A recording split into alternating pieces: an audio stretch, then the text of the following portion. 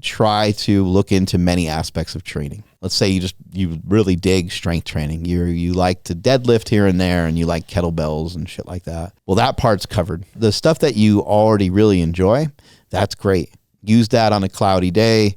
Use that just as needed, just to feel good and to have fun. And you like to load up the bar and you love to deadlift 405 for some reps or something. It sounds great. The other thing would be, how do we keep ourselves doing the things that we like for a really long time? Yeah. So what are things that are going to assist with you being able to keep your body intact, knowing that you love some MMA training, some kettlebells, and some deadlifts? Once you start to discover some of the things that you already like, now let's just start to think about, how do we keep ourselves together? How do I keep myself excited about this, for one, and how do I just keep myself healthy? So a huge part of training that just, maybe is swept under the rug sometimes, is just like, what are the things you're interested in? What are some of the things that you're the least interested in? But the least interesting things, can we find some sort of compromise somewhere? Maybe you just despise the elliptical machine. You will never go on one. You think it's going to ruin your gains and this and that. Maybe you used to like, when you were younger, maybe you used to like riding around on your bike. Can you get out on your bike here and there? Maybe you like some walks. Maybe you can get out on a walk. So I think it's a good idea to examine the many aspects of fitness, which are mobility, strength, maybe explosive power. And also, I think a big one is just being able to handle some eccentric forces. Eccentric force is just you jumping down from like a box. You don't even have to, you don't have to jump, actually just fall down from a box and try to catch yourself in a way that just doesn't make crazy loud noises. Yeah. Have it not be painful. Start out by just going off of like a 6-inch box. Doesn't have to be high. Maybe you work your way into something that's higher over time just to increase the challenge. But I think what's sort of lost in the sauce is like, when it comes to longevity, it's so funny because I've been saying strength is never a weakness and weakness is never strength forever. That can be misconstrued. It can be. Because then you have to define what is strength. Right. It's subjective. And our only way to measure strength is in the gym, kind of, Yeah. How much you bench or how much you deadlift or how much you can become like a false idol. Squat. And those things, they're not necessarily irrelevant. Like if you told me, 2 years ago, I pushed my squat for a little while. I squatted 555. I'd be like, shit, man, that means that Aaron's tall and he must have spent like a good amount of time on that. That just gives me an idea that you, like that didn't happen in like 6 months. Yeah. And it gives you information about what I could potentially do with my body. Yeah. It wouldn't just be squat related. Your structure, maybe your bone density and some things like that, but it really is kind of irrelevant to anything else. Yeah. And it's interesting. Like I find the shade that has been thrown at the gym from a lot of strength coaches and people that are looking for answers, because they're like, well, how come my guy who, benches 500 and squats 700, how come that's not the best player on the field? Yeah.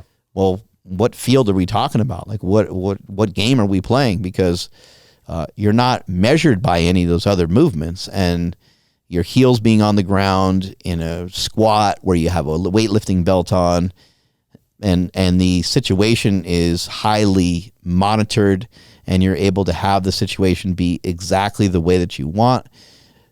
Football or any other sport doesn't work that way, and it wouldn't make any sense to try to mimic the actions of football in a gym. Maybe some of the actions in football. But if you think about like getting tackled or tackling somebody else, I mean, what would that look like in a gym? You'd have like weight on the bar and then all of a sudden like 100 pounds would jump on there or something like that. That could be like disastrous. There could be value in doing some of, like we were talking last night at dinner, like some of the Ido Portal type movements, or maybe like one of the drills that I like to do with clients that I think I probably saw it from Ido stuff originally, is taking the dowel stick and taking them through different ranges of motion, kind of like poking them with the dowel. Yep. And you'll like sweep it across their torso and sweep it across their, under their legs, or have them, they go down to the ground and sweep it under their hand, and just force you to explore all these different novel ranges of motion. Judo, jiu-jitsu, which is a sport, but it forces the body to start to fill in some of what could be cortical blank spots.